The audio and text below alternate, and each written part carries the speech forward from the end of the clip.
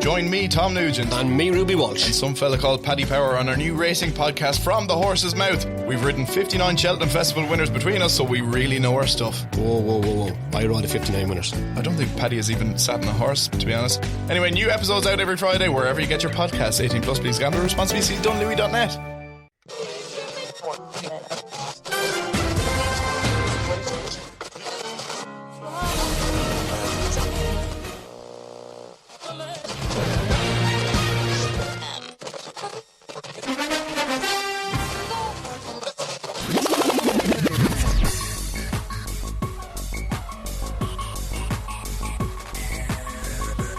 Onto your headphones and pour your favorite beverage. It's time for the Kickin or Stickin Fantasy Football Podcast. Now, fresh off the sidelines, your host, Matt McPeak.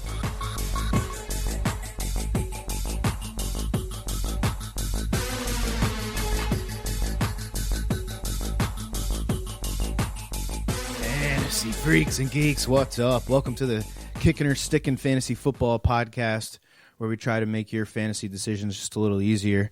This is the XFL Week 2 preview. Week 1 is in the books. It was a huge success. We saw special teams, touchdowns, trick plays, big kick returns. We saw a bunch of big hits, a lot of innovative stuff. You know, we saw these point-after touchdown options, this new kickoff look, which has gotten a lot of people talking about it. We saw these sideline reporters, getting right into the action. Pat McAfee pretty much lost his mind on the sideline after Steve Boharness made like a Leon Lett type of boneheaded play on a beautiful punt. But most importantly, we saw entertaining, professional, competitive football. A lot of people were making jokes and saying, "Oh, it's just going to be like the AAF and fall apart." But it looked like a real football league to me. So I'm sticking with it, man, and I hope it sticks around. So on this episode, we're going to get into some Week 1 reactions. We'll look at the betting lines from last week and this week, and of course, we'll break down each of the 4 games for Week 2. And we'll try and get ready for this XFL season. Only 10 weeks. It's going to go by quick. So I want to take advantage of it while we can with some FanDuel lineups and some 3-team parlays, which I loved doing with the touchdown scores in the NFL. So far, FanDuel Sportsbooks does not allow prop bets, but hopefully that'll change with the XFL. So at the end of the episode, I'll give you my 3-legged parlay for Week 2. So speaking of these bets here, Week 1, so all these betting lines, like I said, are from FanDuel Sportsbook. Both home favorites covered the spread on Saturday. The DC Defenders were favored by 9.5, and they ended up winning by 12. The Houston Roughnecks were favored by 7.5, and they won by 20. It was a big game for them. Both underdogs won on Sunday. So the home dog New York Guardians, they were getting 3.5 points, and they won by 20. And then thanks to, mostly thanks to 3 red zone turnovers by the Tampa Bay Vipers, they did not play well down where it mattered. And then probably the biggest surprise of the week as far as the betting stuff goes, the St. Louis Battlehawks were getting 9.5 points. They went down to Dallas, and they beat the Renegades by 6 points. A lot of people were very high on the Renegades. But like a couple other teams, they were faced with playing their backup quarterback, which we'll get into. As far as the over-unders go, the only over to hit last week was the LA-Houston game because of P.J. Walker's 4 touchdown performance. The other 3 games all finished under. Both of the Sunday games, actually, they were set at 53. Yet both of the totals combined didn't even hit 53. So I actually put in a little 3-team ticket on Sunday. I took both of the unders. And what did I take? I took the Dayton Flyers minus 11 points, which was actually 2 days ago. But yeah, it's fun, man. Get into it. Like I said, there's only 10 weeks. Both of my bets were for only $10. I look at it as a lottery ticket, something to give me extra rooting interest in these games. But Tampa Bay and Dallas really struggled offensively, mostly because of their quarterback play. Dallas was stuck playing a backup with Landry Jones still healing from a leg injury. He's staying about like a month ago. And the Vipers definitely have a quarterback controversy on their hands, which we will get into when we preview that game. Their backup, or their actually third-string quarterback, Quentin Flowers, looked really good. As we go through each game here, we'll also get into all the spreads and the over-unders for Week 2, obviously. But I want to get into some reactions here from, or at least my reactions from this first week of the XFL. So I love this new kickoff return rule. I think it was something like 90% of the kicks were returned in Week 1. You look at the NFL, the return rate there this past season was somewhere between 50 and 60%, I believe. In fact, 2 of the 4 opening kicks went for 33 yards and 41 yards. There's nothing more exciting in the beginning of a game on the first kickoff and somebody springs it off for a nice return. Also, if you're in a league this year, an XFL league, and they award return yardage, which I think they should in an 8-team league, why not? This is going to be huge for guys if you play in formats like that with these guys returning kicks. Guys like Keenan Reynolds, James Butler, Donnell Pumphrey. They're probably guys that are going to be on a lot of rosters in starting rosters anyway, and they could really help you put you over the edge. I also really like the new the new points after touchdown decisions. It's going to be awesome to see what these coaches come up with as far as game planning and scheming against certain alignments and whatnot as the season progresses. One point of contention for me, at least so far, I have not been able to find the stats that I'm really looking for on these extra point attempts. So last week there was 19 total touchdowns. 7 of them, they had successful extra point attempts. 12 did not.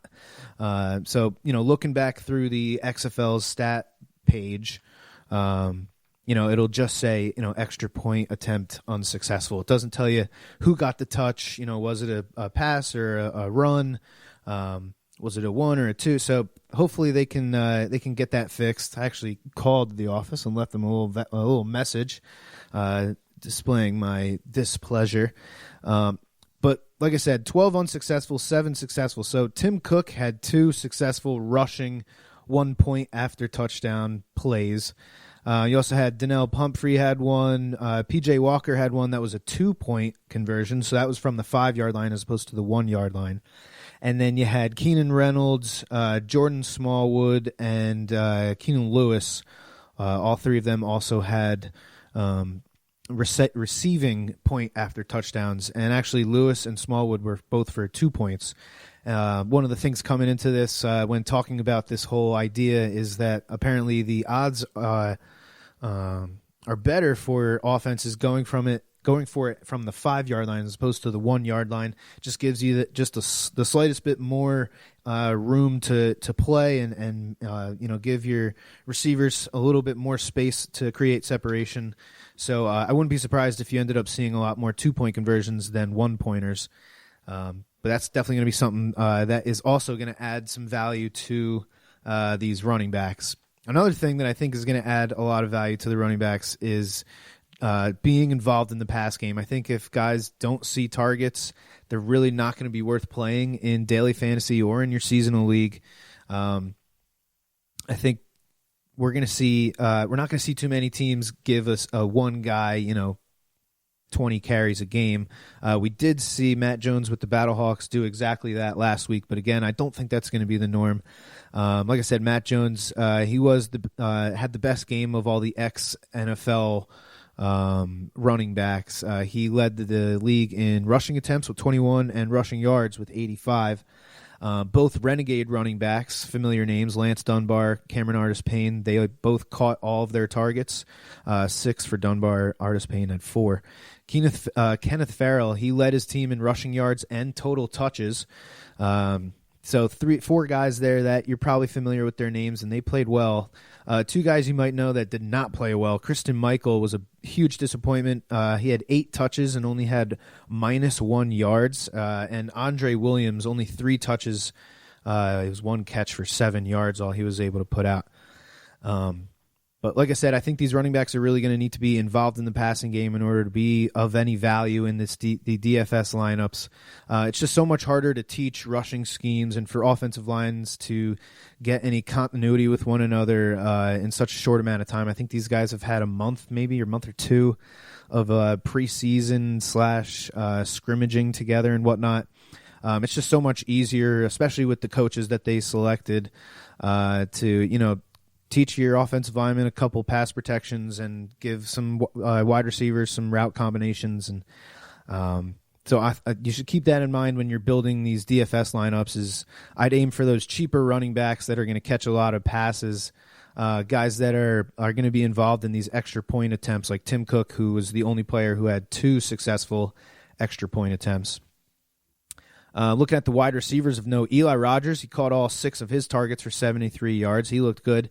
Rashad Ross, the former 2015 Redskin returner, showed why he earned the highest grade from the Pro Football Focus after the collapse of the AAF last spring. But he caught a long touchdown for the defenders as they won. And then Sammy Coates, one guy who did not play very well, a name that a lot of people probably recognize. He only caught 2 of his 9 targets for 26 yards. Not very good. And then as far as the quarterbacks go, I think in this league, the mobile quarterbacks are really going to be the ones that are going to be the best guys to go for in FanDuel or DraftKings. I think these offensive lines are going to break down as the weeks go on and you see more and more injuries. I think these quarterbacks are going to have to be mobile and extend plays.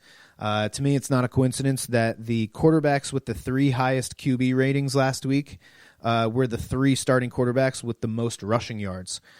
So these guys, the dual threat type of player, is definitely going to benefit the most, I think, from these rules and from the way that this game is going to be played as far as the tempo and all the added value to throwing the ball.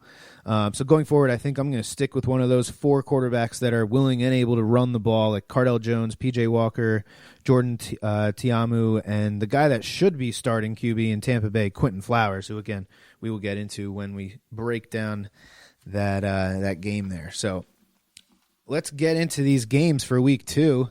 The first game here, Saturday at 2 o'clock, we got the New York Guardians at the DC Defenders. The Guardians are getting 6.5 points. There's a over-under of 48 in this game. Both teams coming off a win. Guardians beat up on the Vipers 23-3, and the Defenders they beat up on the Dragons 31-19. So these are 2 of the teams that came off of 2 of the more convincing wins in the XFL last week. Starting with the Guardians here. Tim Cook looks like he is definitely the goal line guy, short yardage running back. He's definitely going to add some value to himself with these extra point attempts because both of the touchdowns that the Guardians scored were followed by a Tim Cook extra point rushing. Mikhail McKay led the team in receiving yards with 58, but he was out-targeted by the tight end Jake Powell and wide receiver Joe Horn. And Colby Pearson was the guy to catch Matt McGloin's only touchdown. So Joe Horn only caught 2 of his 8 targets, while Jake Powell caught 4 of 6. So I think maybe that might be somewhat of a transition that we might see. I don't know if Joe Horn's going to see another 8 targets next week if only he's going to catch 25% of them. Jake Powell tied Nick Truesdale and Donnie Parham for the most targets among tight ends in Week 1 with 6 targets. So he was used, and he caught 4 of them. He played well. As expected, the Guardians are going to push the ball down the field. Last week, Matt McGloin led the XFL QBs with a 12.5-yard depth of target, and Colby Pearson led wide receivers with a 26.8 average depth of target. So these guys have a deep connection going so far in Week 1. Last week, the Defenders allowed 4 different players to average over 15 yards per reception. So the Defenders gave up 4 explosive plays in the pass game. So I look for the Guardians this week to continue to, take advantage of that chemistry that is apparently there between McGloin and Colby Pearson. The Guardians' defense held up to 4 different red zone drives last week. No touchdowns allowed. They did have 3 turnovers in the red zone. One of them was in the end zone. Sorry. Despite allowing the second most passing yards and rushing yards in Week 1, they were still able to keep the Vipers out of the end zone. They're probably going to need to continue to force turnovers like this if they're going to give up this kind of yardage. These teams, when they get down there, I think these coaches are going to be smelling blood, and they're going to want scores. So I'm actually looking at the over for this game, I believe. Yeah, I'm interested. 48 points. Maybe we'll get to that. Looking at the defenders here, like I said, they're minus 6.5 points. I don't know how comfortable I feel about giving up 6.5 points right now. I kind of want to see more from these defenses. As far as the defending running backs, Pumphrey and Presley, they each caught 3 targets. Pumphrey got the extra point rush, but Presley did get double-digit carries, which I think is going to end up being rare in this league. I think we're going to see a lot of guys getting between 7 to 10 carries maybe, but I don't know how many guys we're going to see have 15, 16 carries or whatever. The defenders with a special teams touchdown on a blocked punt and a defensive touchdown with the fourth quarter 70-yard interception return by Bradley Sealvey. They look pretty good on defense. Have to give it to them. Eli Rogers with the best game of all the ex-NFL wide receivers. He led his team in targets and catches and receiving yards. 6 catches, 73 yards. Both of Cardell Jones's touchdowns came on big pass plays. So we saw the one touchdown that went to tight end Curry Lee came on a trick play where like 4 different guys touched the ball, and Curry had a big run after the catch. They last week and then we also saw Rashad Ross on a 4th and 6 play. He caught like a 30-yard bomb for a touchdown. So both of these teams like to bomb the ball. Last week, the Guardians also allowed 4 receptions of over 15 yards. So both of these defenses got taken advantage of on deep passes last week. The defenders had 5 explosive plays. The Roughnecks were the only team with more, which was they had 6. So again, I look for both of these teams to be pushing the ball down the field and trying to score big. Both teams should have plenty of explosive plays. So I'm looking for a shootout type of game here. So like I said, I think I might be taking the over on this game. All right. Moving on to the Tampa Bay Vipers visiting the Seattle Dragons. The Dragons are getting 3 points at home right now. The over-under is set at 45. This game is at 5 o'clock on Saturday. Devion Smith, the second most carries of all running backs in Week 1. The Vipers had the second most rushing yards in Week 1. Tampa Bay seems like they are going to be a run-heavy team. Down pretty much the entire game. They still had the most rushing attempts, the second most rushing attempts, and the highest yards per carry of all the 8 teams in Week 1. The offense looked best with Quentin Flowers at QB to me. So I think I expect his touches to go up next week. He carried the ball 5 times, and he dropped back to pass twice. He dropped back to pass 4 times, and he was sacked twice. So hopefully they can get him a little more involved throughout the entire game and not just what seemed like just the end of the first quarter. They kind of just threw him in there, and then on like a 3rd and 16, they brought back Aaron Murray into the game, and he went and got sacked too. So I think the Vipers team was just kind of a little lackadaisical last week. They did not look very good, only put up 3 points. They had 3 turnovers, would have been 4, but 3 turnovers. So they got to clean some stuff up, and especially going up here to Seattle, I think this is going to be an awesome an awesome place to see a game is probably the best place, Seattle. Of course, they have some of the best fans out there. So, also this Seattle defense, they just held the DC Defenders to only 2.4 yards per carry on 28 attempts last week, which was the lowest yards per carry despite the second most rushing attempts of all the teams last week. So Seattle's run defense played pretty well. Although they did allow Donnell Pumphrey to rush for an extra point, like I said, holding anybody under 2.5 yards per carry is pretty good no matter what level you're at. Daniel Williams led the league in receiving yards last week. He was not someone that a lot of people were talking about coming into this league, nobody that I heard at least.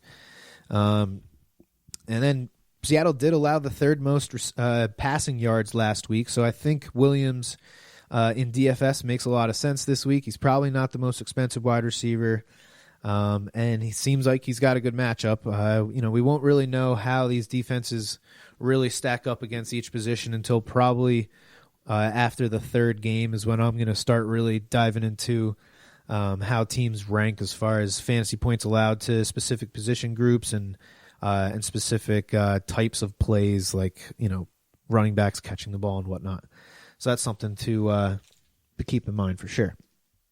All right, looking at the Dragons here. So Jaquan Gardner was the starter, and he got the most carries of all the Dragon running backs, but Kenneth Farrell led the team in rushing. I was surprised to see Jaquan Gardner not get a single target. Only Dallas threw the ball more to their running backs in week one.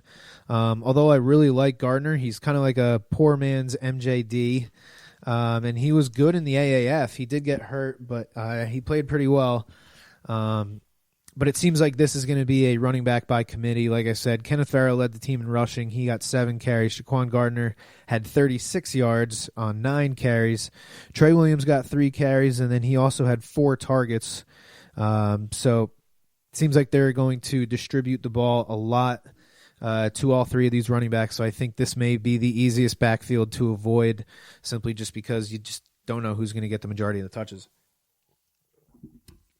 The one guy you do not want to avoid on this Seattle Dragons team is Austin Proehl.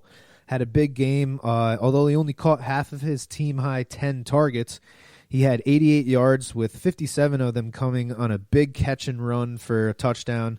I'd say probably 45 of the yards were yak. He also scored on a 14-yard touchdown pass in the red zone. He looks kind of like the focal point of this Dragons offense. Like I said, they're going to distribute the ball to all these running backs. There's not really one guy that's going to dominate the touches. I think that guy is going to be Austin Proehl.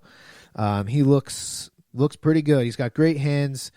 He's good after the catch, like I said, and he should see plenty of opportunities in this offense. The Dragons allowed the only touchdown to tight ends last week to Kari Lee of the Defenders. And this week they get Nick Trousdale, one of the more hyped players coming into the XFL this season. We'll see if the Vipers can protect the ball in the red zone, unlike they did last week. I expect to see some red zone targets this week for Trousdale, Tampa Bay's number 1 pick in the skill position draft earlier in the year. I think Trussman's going to want to get this guy involved. He did have officially 1 fumble, but he pretty much fumbled twice. They got lucky that they overturned the first one, but the second one went returned for a touchdown. So I think this dude's going to come out and try and make up for that. He did lead all of the tight ends in receiving yards last week on only 3 catches. So I think he's going to be a guy that the Dragons use in the passing game, both short and deep. All right, looking at the next game here, the Dallas Renegades at the LA Wildcats. Both of these teams coming off of losses. Renegades, they lost to the Battlehawks 15-9, and the Wildcats lost to the Roughnecks 37-17. They got beat up pretty good. The Wildcats are getting 4 points at home, and it's a 48-point over-under. So LA fired their defensive coordinator after this loss. Head coach Winston Moss is going to take over the defense. He apparently was not very happy with how their team played. The Wildcats were also stuck playing their backup quarterback, Chad Canoff, with Josh Johnson dealing with that leg injury, so can't really hold too much against them. But, the head coach was not happy there. He's going to take over on defense. So I don't know what to make of this defense, who they looked like the worst defense in the league last week, but now with this coaching change, I don't know what to expect. So I think I might be staying away from the over-under in this game. Larry Rose and DeJuan Harris only saw 3 of the team 44 targets, lowest target share of all the XFL running back groups. Kind of surprised by Larry Rose's targets. He only saw the 2 targets. I thought he was going to be used a lot more in the passing game in this league. But Nelson Spruce, man, he led his team in targets and catches last week, was by far the best slot receiver in week 1. 11 catches on 15 targets for 103 yards. Exactly half of the team's receptions were his. And if you play in PPR formats, which FanDuel and I'm pretty sure DraftKings is full PPR, you got to get this guy in your lineup. Jordan Smallwood also played well. He only caught 3 of his 7 targets, but he did catch a touchdown, and he had a 2-point conversion catch after a touchdown.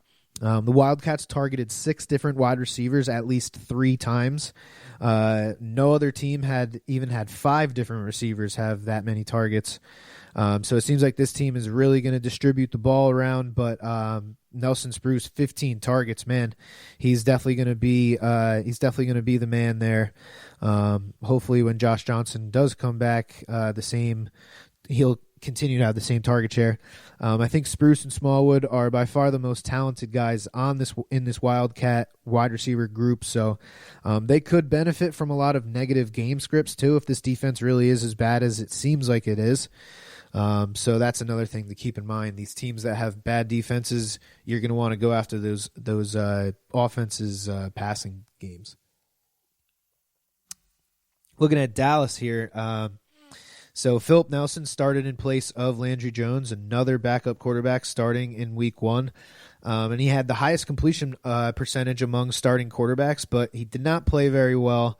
Last week, Dallas running backs saw a 25% target share, most of any team. The Wildcats allowed the Roughneck running backs to catch 7 of their 8 targets, and they were the second most used backfield in the passing game in week 1. So I expect the Renegades to continue doing that. I think they're going to continue to target their running backs, especially Lance Dunbar. Caught all 6 of his targets, and he averaged 5 yards per touch. So I don't know how you can get away from that. So Wildcats allowed the most receiving yards to running backs, and the Renegades targeted their running backs the most last week. So I'm going to do what I got to get these Renegade running backs into my FanDuel lineups. I think they're going to be the ones worth paying up for simply because of their use in the passing game. Let's see here. So the last game of the week, which should be a great game, we got the St. Louis Battlehawks visiting the Houston Roughnecks. This is the highest over-under, 50.5. The Battlehawks are getting 8 points. St. Louis and New York are the only 2 teams that did not allow a touchdown in week 1. And what do you know? This week, St. Louis is playing Houston, who scored the most touchdowns in week 1 with 5 total touchdowns. These 2 defenses received the number 1 and number 2 defensive team grades by Pro Football Focus after week 1. They also graded as the number 1 and 2 best offensive lines. Definitely good formulas here for these 2 teams. That is where football begins, in the trenches. You want a good offensive line and a good defensive line. If you get good play there, everything else becomes just a little easier. These 2 teams targeted their tight ends the least in week 1. Houston, not a single tight end target. Actually, I was looking at their roster today. They don't even have a tight end on their roster. And so I'm going to avoid the Battlehawk tight ends in DFS. I think there's other guys that are worth it. All right, so looking at the Battlehawks to start off with, Like I said, it was a huge upset for them. Christian Michael was a big disappointment in week 1, as I said earlier in the show. Matt Jones was by far the better running back for St. Louis. 21 carries, 85 yards, averaged 4 yards per carry. He did have one carry of 15 yards, so that's good to see that he has somewhat of explosiveness there. Pearsonell looks like one of the better slot receivers in the league. He should benefit if Tiamo can continue his accuracy from week 1. He had 74% completion percentage, so that's good. Jordan Tiamu and Cardell Jones tied for the most rushing attempts among XFL QBs in week 1 with 9 attempts. Tiamu had the most rushing yards with 77. Yes, half of them came on 1 carry, but still he averaged 5 yards per carry on his other 8 carries. Plus, the Roughnecks just allowed 5.3 yards per carry and a rushing touchdown to the Wildcat backup quarterback, Chad Canoff. So I like Tiamu to have another good day running the ball. He is going to be probably the running back or the quarterback that I go for in my daily fantasy lineups. The Roughnecks had 16 hits on Wildcat quarterbacks last week. Their defense played great. The other 7 teams had 27 combined QB hits. So the Roughnecks defensive line got after it. Was that an outlier, or is that the Roughneck defense really that good? All the more reason for this St. Louis team to continue to run the ball more than they threw the ball, like last week. 42 rushing attempts, 59% of their plays. The Battlehawk passing attack was very concentrated. Their wide receivers had the highest target share among all of the team wide receiver groups. 20 of 27 St. Louis passing attempts went to just 4 wide receivers.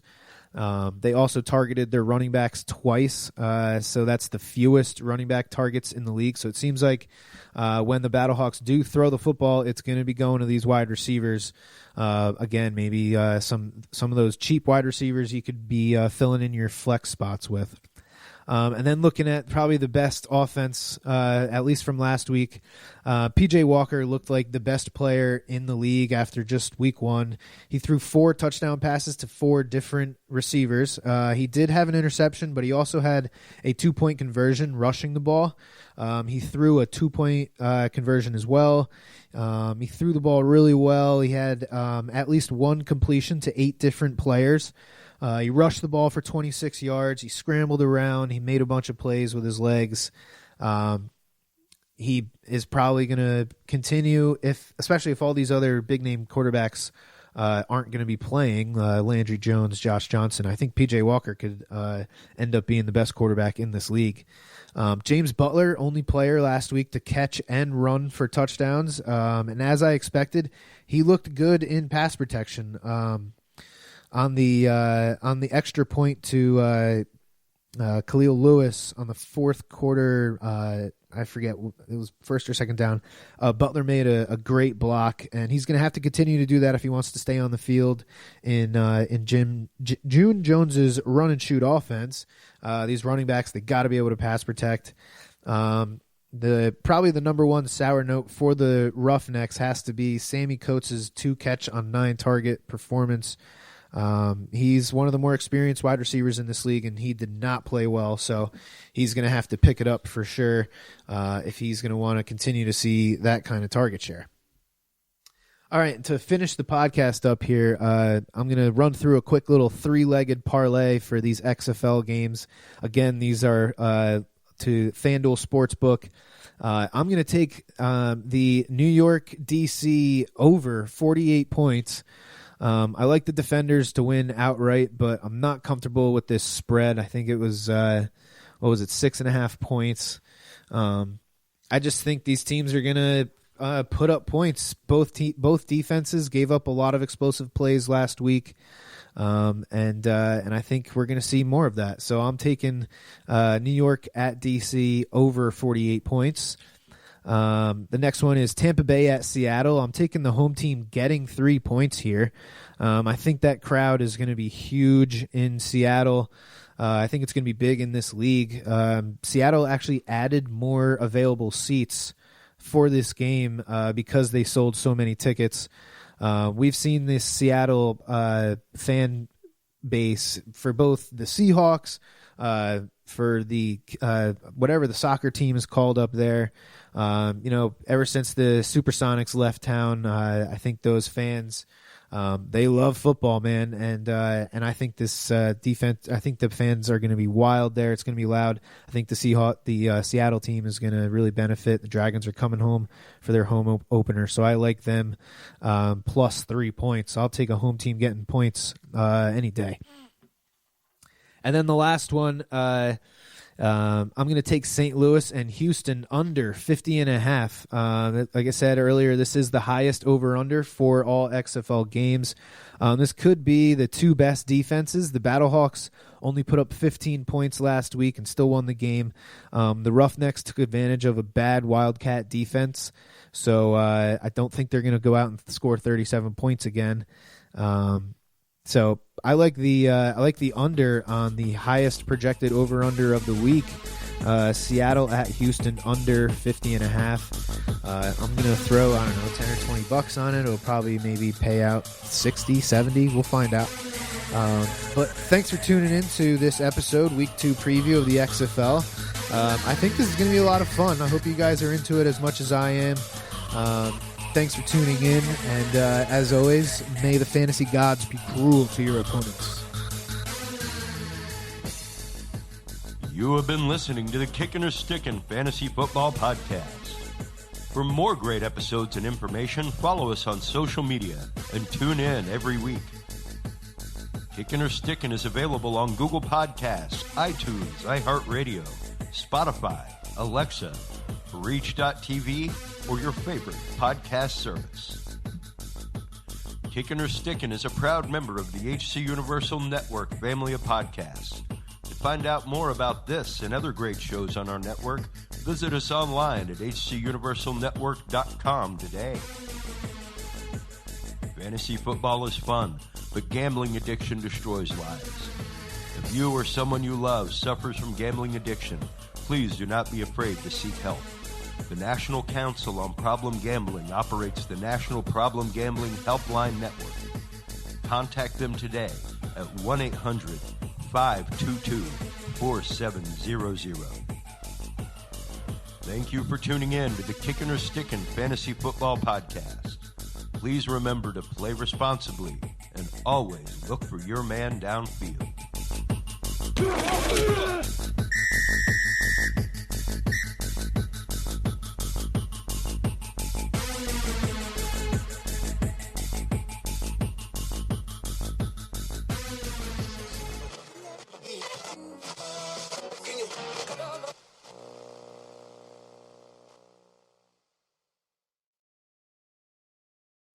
Join me, Tom Nugent, And me, Ruby Walsh. and some fella called Paddy Power on our new racing podcast, From the Horse's Mouth. We've ridden 59 Cheltenham Festival winners between us, so we really know our stuff. Whoa. I ride 59 winners. I don't think Paddy has even sat in a horse, to be honest. Anyway, new episodes out every Friday, wherever you get your podcasts. 18 plus, please gamble responsibly. See dunlewy.net. Join me, Tom Nugent, And me, Ruby Walsh. and some fella called Paddy Power on our new racing podcast, From the Horse's Mouth. We've ridden 59 Cheltenham Festival winners between us, so we really know our stuff. Whoa. I ride 59 winners. I don't think Paddy has even sat in a horse, to be honest. Anyway, new episodes out every Friday, wherever you get your podcasts. 18 plus, please gamble responsibly. See dunlewy.net.